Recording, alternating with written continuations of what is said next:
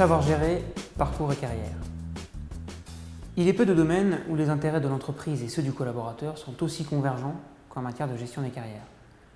Une démarche adaptée permet à l'entreprise de disposer des ressources dont elle a besoin et au collaborateur de construire un parcours professionnel où il s'épanouit. Et pourtant, il est peu de domaines où l'insatisfaction sur l'existant est aussi partagée. Dirigeants comme collaborateurs expriment le plus souvent de la frustration sur le sujet. L'expérience nous amène à formaliser 5 principes structurants pour une politique de gestion des carrières efficace. Premier principe, savoir différencier. Tous les collaborateurs n'auront pas accès aux mêmes opportunités et par définition, il y aura différenciation.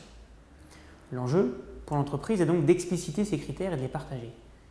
Une réponse peut être dans la valorisation du potentiel, via par exemple les compétences comportementales, l'expertise ou la performance.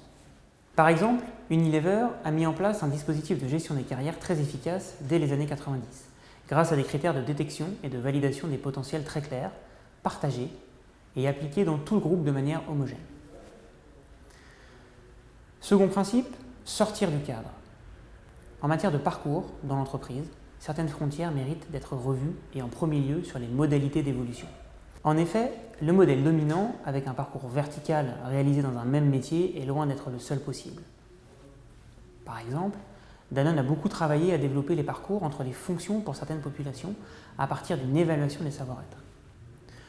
Le rythme aussi mérite d'être questionné. Si votre entreprise embauche demain un Bill Gates débutant, où sera-t-il dans 5 ans? Si quelques organisations prévoient la possibilité de parcours rapides, beaucoup n'intègrent pas la possibilité de temporalité différente en fonction des différents profils. Troisième principe, préciser les rôles de chacun des 3 acteurs que sont le manager, le collaborateur et le RH. Le manager parce qu'il est l'acteur de proximité. Les entreprises qui ont déresponsabilisé les managers sur la gestion des parcours de leurs collaborateurs, notamment en créant des équipes de gestionnaires de carrière, sont généralement revenus dessus. Le collaborateur ensuite, en lui donnant les moyens de jouer un rôle de premier plan dans la construction de son propre parcours. En lui donnant, par exemple, accès aux informations sur le processus et les opportunités, en garantissant la transparence sur les possibilités qui lui sont ouvertes, ou en proposant conseils et supports pour l'accompagner dans la construction de son projet professionnel.